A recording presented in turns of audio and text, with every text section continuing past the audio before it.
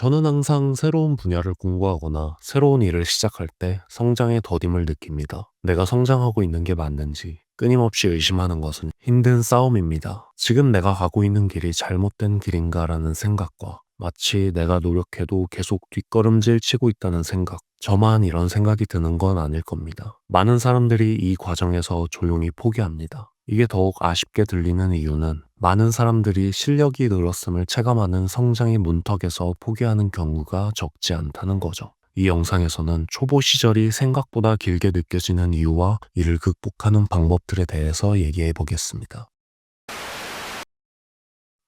성장하거나 실력이 느는 것 자체가 낯선 사람이 생각하는 성장 그래프는 다음과 같습니다. 이거 아니면 이거. 좀 알아봤거나 관심을 갖고 있는 사람은 다음과 같이 계단형 그래프라는 사실을 알고 계실 거예요. 그런데 제가 생각하는 사람이 직접 체감하는 것까지 고려한 그래프는 다음과 같습니다. 저와 주변 사람들의 경험상으로는 다음과 같은 경우가 많았습니다.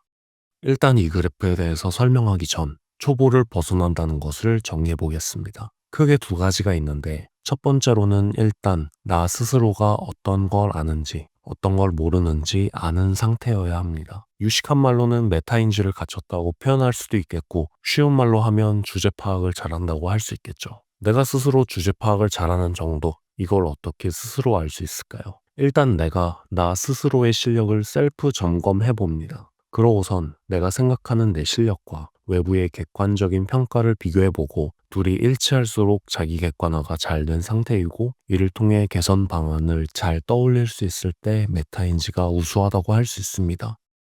천재들은 객관적인 대중의 평가에 역행하고도 큰 성공을 이루고 선구자라는 말을 듣기도 하지 않나요? 천재들은 대중이 생각하는 구조와 다른 새로운 구조를 다루는 사람들입니다. 그들은 대중의 외부 평가를 무시하는 것이 아닙니다. 외부 평가가 왜 나왔는지를 논리적으로 이해하고 이것이 언제 힘을 가지고 언제 힘을 잃는지 누구보다 정확하게 판단하여 성공을 이뤄낸 사람들이 천재로 불립니다. 이는 당연히 고차원적으로 발달된 메타인지를 필요로 하겠죠. 이에 대한 자세한 얘기는 후에 올릴 메타인지 관련 영상에서 더 다뤄보겠습니다. 초보를 벗어나는 조건, 두 번째로는 실력의 하방이 탄탄하다. 즉, 다양한 상황에서의 일관성을 보유하는 것입니다. 아까 그래프를 예시로 들면 이 기울기가 0에 가까워야 하는 거죠. 이 그래프는 노력을 계속 꾸준히 투자한다는 전제가 깔려 있습니다. 투자를 하지 않으면 초보도 중수도 고수도 실력이 줄어들겠죠. 그래서 일관성이 매우 중요합니다. 이 두 가지를 충족하는 게 생각보다 매우 어렵습니다. 초보를 벗어나기 전에 포기하는 사람들이 많은 이유죠. 더욱이 메타인지가 우수한 사람들은 본인의 결점을 잘 알기 때문에 겸손해집니다. 여기서 나온 말이 여러분도 잘 알고 계시는 우매함의 봉우리입니다. 그러면 아까 그래프에 대한 이야기로 넘어가 봅시다. 도대체 왜 저 그래프 마냥 실력의 정체기에는 마치 실력이 떨어지는 것 같은 느낌이 같이 드는 걸까요? 여기에는 사실 심리적인 요인이 큽니다. 기본적으로 사람들은 시간을 투자하는 만큼 성장이 계단형 내지 우상향으로 체감될 거라는 착각을 하게 되고 기대치가 올라가며 이에 따른 역체감이 심해집니다. 다음으로 생각해 봐야 하는 것은 사실 성장이라는 건 모두 정체기, 성장점, 혼란 제거 이 세 단계를 거친다는 점입니다. 성장이라는 것은 기본적으로 고에너지를 필요로 하고 길게 지속 불가능하기에 짧습니다. 이러한 성장을 통해 새로운 패턴을 학습하고 그 패턴은 기존에 내가 알고 있던 패턴과 충돌하죠. 이를 인지 간섭이라고 합니다. 단기 기억이 장기 기억으로 넘어가는 시점이죠. 기존의 패턴과 새로운 패턴이 통합하고 최적화되기 전까지는 이러한 인지 간섭 때문에 내가 체감하는 내 실력이 조금 떨어지게 느껴질 수는 있습니다. 이 과정을 기억의 공고화라고 합니다. 기억의 공고화가 완료되면 기억은 장기 기억으로 완전히 넘어가게 됩니다. 성장을 이뤄낸 겁니다. 그러면 그냥 기다리는 수밖에 없는 건가요? 저는 뭘 해야 하는 거죠?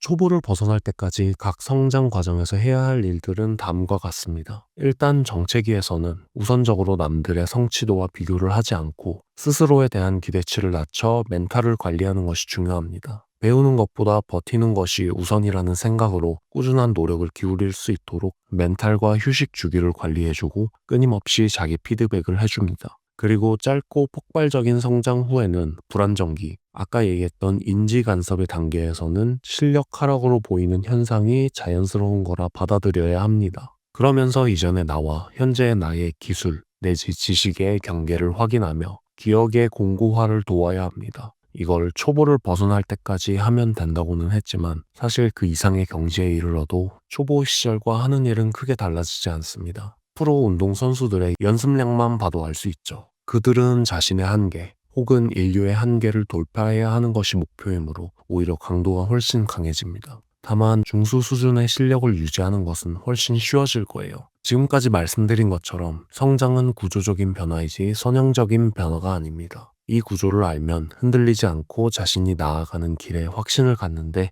도움이 될 거라 믿어 의심치 않습니다. 오늘도 목표를 향해 정체기를 헤매는 모든 분들에게 응원을 보내며 영상을 마무리하겠습니다.